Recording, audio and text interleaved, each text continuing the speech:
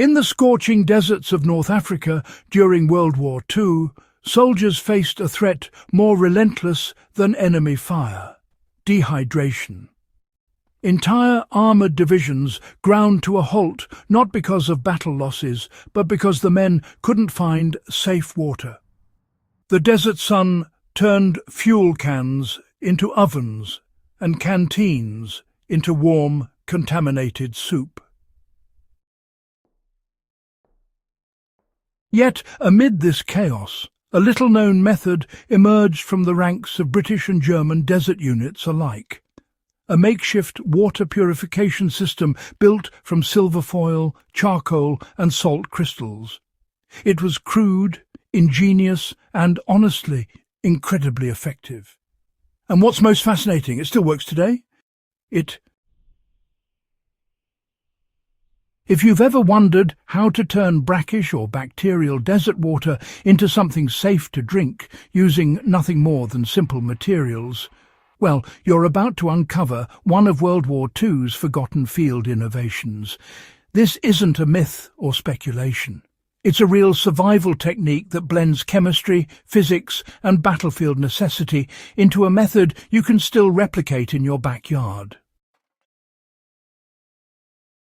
By 1941, the North African campaign had stretched supply lines thin. Water was often rationed to less than a litre a day per man, and much of what soldiers found in the desert, salty wells, stagnant pools or captured supplies, was unsafe. Even boiling couldn't fix the problem, since salt water doesn't lose its salinity with heat. That's when desert engineers, mechanics and medics began experimenting with unconventional materials they already carried: silver cigarette foil, charcoal from campfires and salt crystals scavenged from local deposits or food supplies. Their goal wasn't to invent something new, it was to survive another day. What they created was a compact, reusable filtration and purification system that harnessed three natural processes: filtration, ionic purification, and condensation. The method functioned as a kind of hybrid solar still and chemical purifier. Soldiers would first line a metal canteen or small tin with silver foil, making sure it reflected sunlight onto a second container. In that secondary container, they placed a mix of charcoal and salt crystals, layered together. The salt acted as a hygroscopic agent.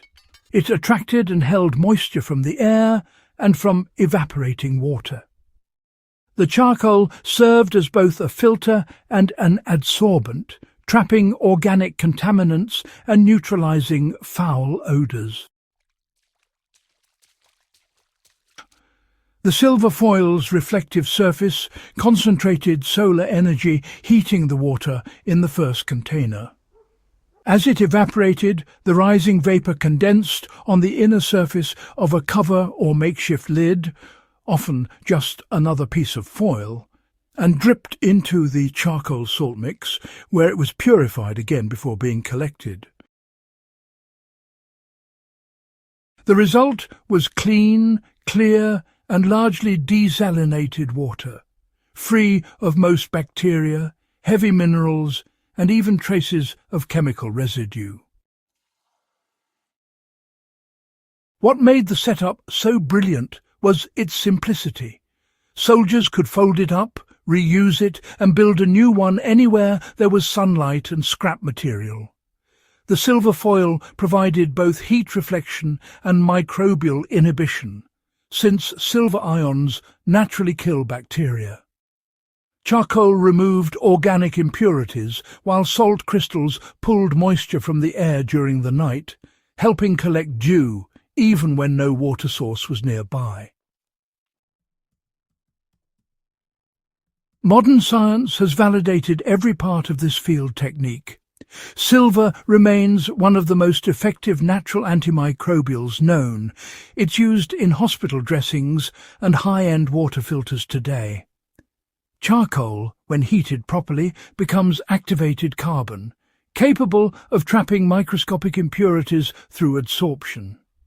And salt, being hygroscopic, can draw water molecules from vapour, making it an excellent tool in moisture collection. What those World War II desert units did, perhaps without even realising it, was combine thermal distillation with passive condensation and chemical disinfection. These are, the three core principles that actually underpin many of the water purification systems we rely on today.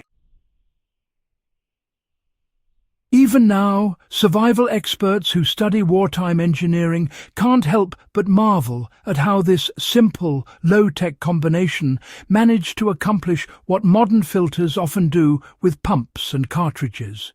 It's really quite something, isn't it? If you want to replicate this World War II trick, you don't actually need any vintage gear. Just a metal or glass bowl, a bit of aluminum foil, some charcoal from a clean wood fire, and, some ordinary salt. Start by crushing the charcoal into small chunks. Then mix it with a handful of salt crystals in a small container. Place this container inside a larger one filled with brackish or dirty water, making sure, of course, that it doesn't mix. Next, cover the whole setup tightly with foil and place a small stone or weight right in the centre of the cover so that any condensation will drip toward the middle, straight into a clean collection cup. Simple, but surprisingly effective. Set it in direct sunlight for a few hours. The heat will evaporate water from the outer container, which will condense on the underside of the foil and drip into your clean cup, now purified. The silver foil's reflective surface speeds evaporation, while the charcoal and salt combination enhances vapour purity and discourages bacterial growth in the collected water. It's the same principle desert troops used. Simple physics doing the work for you. In emergencies, even a car windshield sunshade, a tin can, and cooking salt can replicate this system. It's slow, but it works reliably, producing a steady trickle of safe, drinkable water in otherwise hostile conditions. This wartime innovation, really reminds us that survival isn't about having the latest technology. It's about understanding natural principles. Those soldiers didn't have filters, UV sterilizers, or desalination tablets. What they had was desperation and, a deep respect for practicality. They observed how heat, reflection, and adsorption could turn deadly desert brine into something honestly life-sustaining. Today, their method remains, in my opinion, one of the most underrated pieces of field engineering from the Second World War. You can still use it on long off-grid trips, desert hikes, or even during household water shortages. It's sustainable, chemical-free, and can be built using waste materials.